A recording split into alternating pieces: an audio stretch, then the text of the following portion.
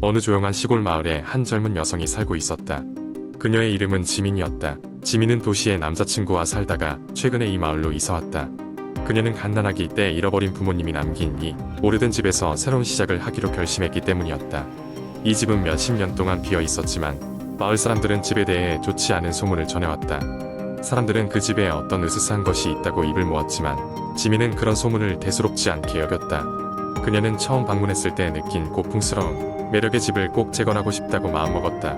이사한 지 얼마 안 되어 지민은 이상한 일을 경험하게 되었다. 밤마다 물 흐르는 소리가 들렸다. 그녀의 방 근처 욕실에서 나는 것 같은 소리였다. 그러나 그곳에 가보면 항상 모든 것이 정돈되어 있고 물기는 전혀 없었다. 그저 그녀의 상상이라 생각하고 넘겼지만 소리는 점점 더 크게, 더 자주 들리기 시작했다. 어느 날 밤, 지민은 다시 욕실로 향했다. 그런데 이번에는 욕조 옆 손잡이에 낯선 노트가 놓여있는 것을 발견했다. 노트는 누군가 적은 듯한 오래된 일기장처럼 보였다. 노트를 열어본 지민은 그 내용에 깜짝 놀라고 말았다. 일기에는 그녀의 부모님에 대한 이야기가 적혀 있었다. 그들은 자식을 지키려다 사고로 목숨을 잃었다고 쓰여 있었다. 그리고 일기의 마지막 페이지에는 이렇듯 한 문장이 적혀 있었다. 물을 끄세요. 지민은 이해할 수 없었고 단순한 장난이라 여기며 노트를 덮었다. 그날 밤 지민은 악몽을 꾸었다. 물이 가득 찬 욕조에서 사람이 손을 뻗쳐나오며 그녀를 향해 무겁게 울부짖는 모습이었다. 잠에서 깬 지민은 울렁이는 가슴을 진정시키며 욕실로 달려갔다. 그곳에서 비명 같은 소리가 들렸고 욕조에는 차가운 물이 채워져 있었다. 그녀는 급히 물을 빼냈지만 무언가 잘못되었다는 것을 느꼈다. 다음 날 아침, 그녀는 마을 도서관에서 그 집에 관한 자료를 찾기 시작했다. 마을의 오래된 기록들 사이에 끼어있는 사진 한 장. 그것은 당시 일강에서 발생한 사고 사진이었는데 사진 속에서 물에 빠진 사람은 바로 그녀의 부모님이었다. 지민은 이제야 모든 것을 이해할 수 있었다. 그녀의 부모님은 그녀를 구하려다 강물에 빠져갔던 것이었다. 집으로 돌아온 지민은 욕조의 물과 마주하며 울음을 터뜨렸다. 마치 그 소리가 그녀의 귀에 닿은 것처럼 집안 곳곳에서 물소리가 들려왔고 그녀는 노트에 적힌 말을 이해할 수 있었다. 마지막으로 지민은 욕실로 가서 물이 전혀 없도록 배수구를 점검하고 벽장에 있던 오래된 수도꼭지를 단단히 잠갔다. 그 순간 모든 소리는 멈췄다. 집안은 다시 평온해졌고 그 밤 이후로 지민은 그 참혹한 꿈을 다시 꾸지 않았다. 그녀는 오랜 세월 동안 부모님의 사랑을 느끼며 마을 사람들과 함께 살아갔다. 사람들은 더 이상 그 집에 악령이 어른거린다는 소문을 퍼뜨리지 않았다. 지민이 집을 가득 채운 사랑과 기억이 모든 것을 잠재웠기 때문이었다. 그러나 여전히 밤이 깊어지면 마을 어딘가에서 물 흐르는 소리가 가끔 들려왔다고 한다. 이는 아마도 그녀의 부모님이 딸을 향한 사랑의 흔적일 것이다. 이 이야기는 마을 사람들 사이에서 오랜 세월 전해져 왔으며 오늘날에도 여전히 사람들은 그 집을 지날 때마다 잠시 발걸음을 멈추고는 한다. 혹시라도 물소리가 들리지 않을까 하는 기대와 함께 두 번째 이야기는 대학교 방학 동안 아르바이트를 위해 작은 시골 마을에 있는 도서관에서 일하기로 했다. 도서관은 그 마을에서 가장 오래된 건물 중 하나로 19세기에 지어진 낡고 웅장한 건축물이었다.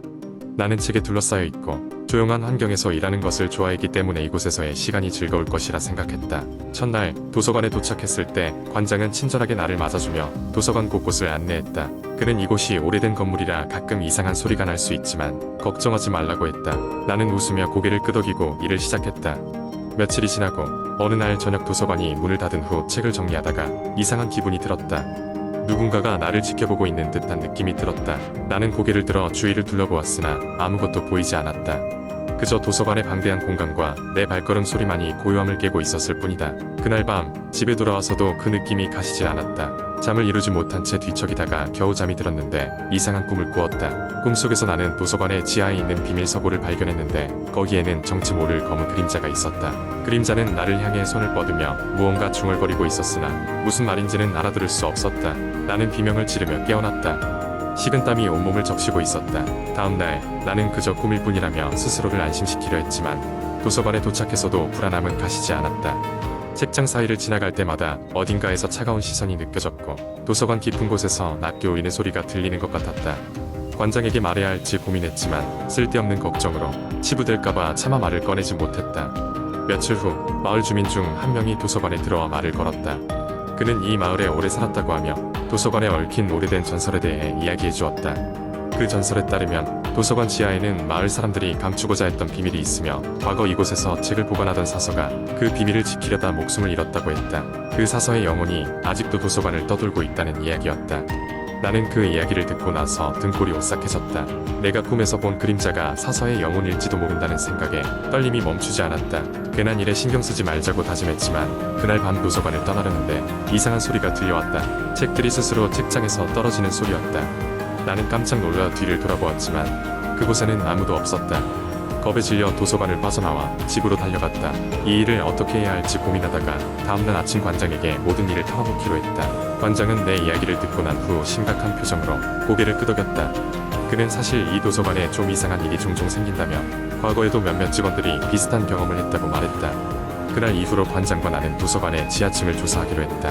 우리는 오래되고 좁은 계단을 따라 내려갔고 그곳에서 오래된 서류와 책들이 쌓여있는 방을 발견했다. 그리고 그 방 한쪽에는 오래된 일기장이 하나 있었다.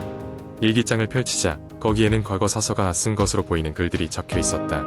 그는 도서관에 숨겨진 귀중한 책을 지키려 했고 그것 때문에 목숨을 잃었다는 내용이었다.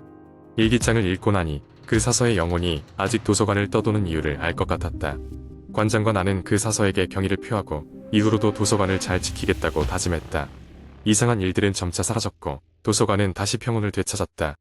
하지만 가끔씩 도서관 깊은 곳에서 나는 그때의 차가운 시선을 다시 느끼곤 했다. 그 경험들은 나에게 단순한 알바 이상의 의미를 남겼다. 나는 여전히 도서관에서 일하며 그 사서가 남긴 지혜와 역사를 존중하고자 노력하고 있다. 이상한 일이 생기더라도 이제는 두려워하지 않는다. 도서관 어딘가에서 나를 지켜보고 있는 영혼이 그저 책을 사랑했던 한 사람일 뿐임을 알기 때문이다. 세 번째 이야기. 나는 평소에는 귀신이나 영적인 존재를 믿지 않는 편이다. 그러나 지난 여름 휴가 때 겪은 한밤중의 기괴한 경험은 나의 이러한 생각을 완전히 바꿔놓았다. 그날은 친구들과 함께 한국의 한적한 시골 마을에 위치한 펜션으로 여름 휴가를 떠난 날이었다. 펜션은 오래된 한옥을 개조한 곳이었는데 주변에는 나무가 울창해 밤이 되면 거의 깜깜한 어둠이 내려앉는 곳이었다. 도착 후 낮에는 수영도 하고 바비큐도 즐기며 즐거운 시간을 보냈다. 그러나 밤이 되자 우리 중 몇몇 사람들은 술에 취해 잠들었고 나머지 몇 명은 거실에 모여 앉아 이야기를 나누고 있었다.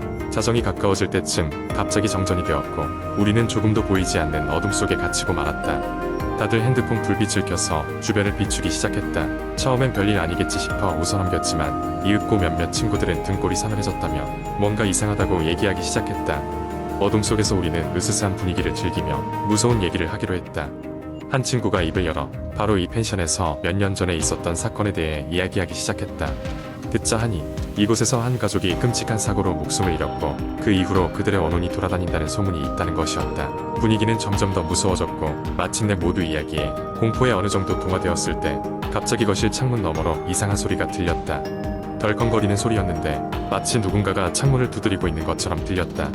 우리는 소리가 나는 방향으로 라이트를 비췄고 그제서야 모두의 입에서 동시에 비명이 터져나왔다. 창문 너머에는 희미한 실루엣이 서 있었다. 그것은 사람의 형상처럼 보였지만 확실히 사람은 아닌 듯했다. 얼굴이 없이 텅 빈 하얀 공백만이 보였고 그 실루엣은 천천히 창문을 긁는 손짓을 하고 있었다. 우리는 경악하여 뒷걸음질 쳤고 정신을 차려 문을 잠그고 밖으로 나가야 할지 방 안에 남아 있어야 할지 고민하기 시작했다.